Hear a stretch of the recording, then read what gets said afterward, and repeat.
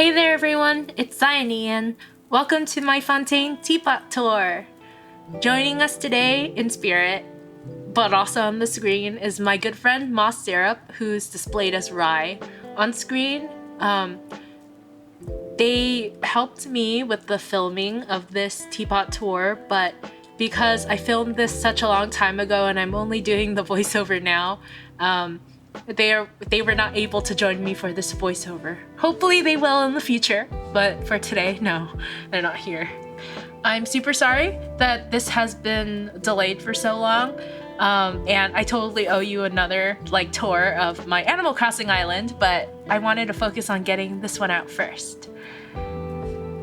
So, I have a very, specific way I go about building my teapot layouts. I know a lot of people like to hyper-focus on an area to make it as detailed and as pretty and as realistic as possible. As for me, I like to try and utilize as much of the teapot real estate as I can.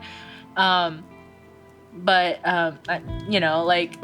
means that my teapot layouts tend to not be as detailed as other people's.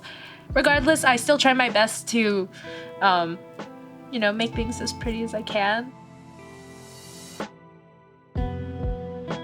When building the city, I wanted to capture the kind of different sides of, Fontaine, but I really couldn't because load constraints. So instead I went about trying to build an uptown style and a downtown style.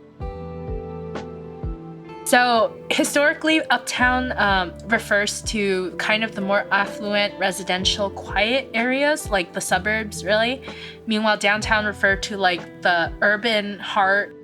Nowadays, you would find that the downtown areas tend to be the pricier, more affluent areas. Meanwhile, the suburban, or really the uptown residential areas, don't quite cost as much to live in anymore. But I wanted to keep this kind of residential or family style businesses aspect of the uptown.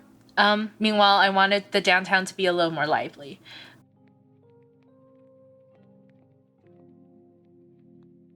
When I'm building things, I try to think about the skyline, or at least the view in the distance. So the way the downtown area is constructed, the more commercial, busy areas are on the outside. So, for example, the cafe, the flower shop. I guess this is where the Adventurers Guild would be. Also, kind of like the police station. And then now the perfume shop, the clothing shop, the hat shop, any other shops jewelry and stuff, I would put it there. In the heart of the downtown, I would put the newspaper office or stands. I would put the city hall, the courts if I had a building for that. Because, I imagine those areas, they need to be accessible, but in a place that's quieter, and they kind of are the heart of a city. And then next to the city hall, or that area, would be where the residential area in the city is, because even if it's super lively, I still think people would want some quiet. If I had a school, I would put it kind of here, straddling this area a little bit, and near the residential areas, I would put kind of a grocery shop. If I had more load, I actually would have made this area a little bit bigger. And I know this is the building that was supposed to be for the Adventurers Guild, but I was imagining a library. So if I could put a library building anywhere, it would be here.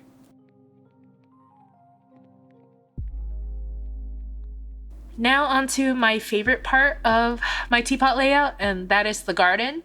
So, fun fact about me, probably not so fun. I really love botanical gardens, arboretums, just gardens in general. And so, I tried to build something kind of along the lines of the Versailles gardens, very French style ordered geometric gardens. The Versailles garden is made to look like a tapestry. It has a lot of geometric designs. Because of load constraints, I couldn't do that even without the city sculpture and also the gazebo. So I just tried to make something that looked pretty. But yeah, this is what I was trying to build or recreate. And then I wanted to build something kind of like a castle because I imagine, like Farina would have lived somewhere like this at the height of her career. And this is kind of the courtyard area. Obviously, I have some load constraints, so I couldn't be a little more detailed. But I wanted to kind of highlight her relationship to water. So I have like ponds here. And I wanted to also have a lot of open space, especially because the hallways or the arches, that kind of structure, it has a lot of like open areas between the beams that kind of look like windows. And it would have been pretty cool if I could somehow highlight the layouts like a kind of aquarium aesthetic. The aquarium is like my most favorite place in the world, so like I'm kind of obsessed with the aquarium. And yeah, if you spawn into my teapot, like actually you would have a very nice backdrop of not just the pond and the garden, but also the trees and stuff.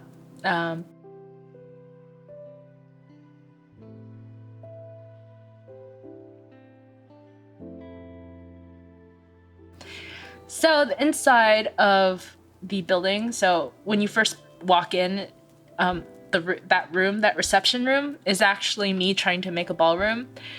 So historically, you'd have some powder rooms, and the powder room is supposed to be kind of like, I guess, a lounge or a rest area. I decided to take the lounge idea and create a cat lounge because I love cats, but I didn't even have enough load to put more than one cat in the room.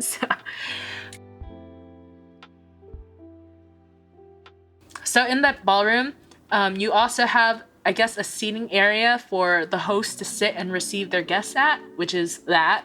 As you can see, Charlotte is hiding behind a corner, like a beam, because she would be the paparazzi taking pictures of people. This is the kitchen. So I closed off the area when you first walked in because when people, you don't want your kitchen to be super open because that's a hazard. You would put the people, I guess, pushing the tea trays out.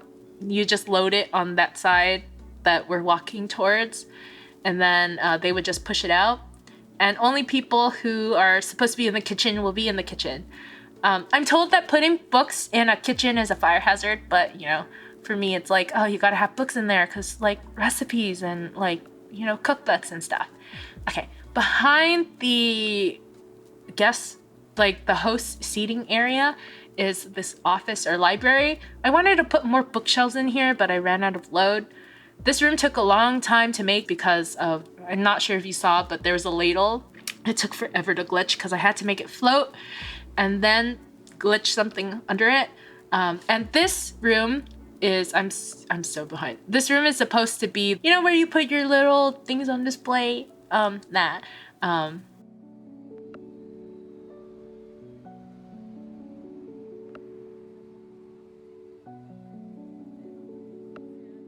And then outside is cats, but also, just areas for people to lounge and get an aerial view of the ballroom and read some books.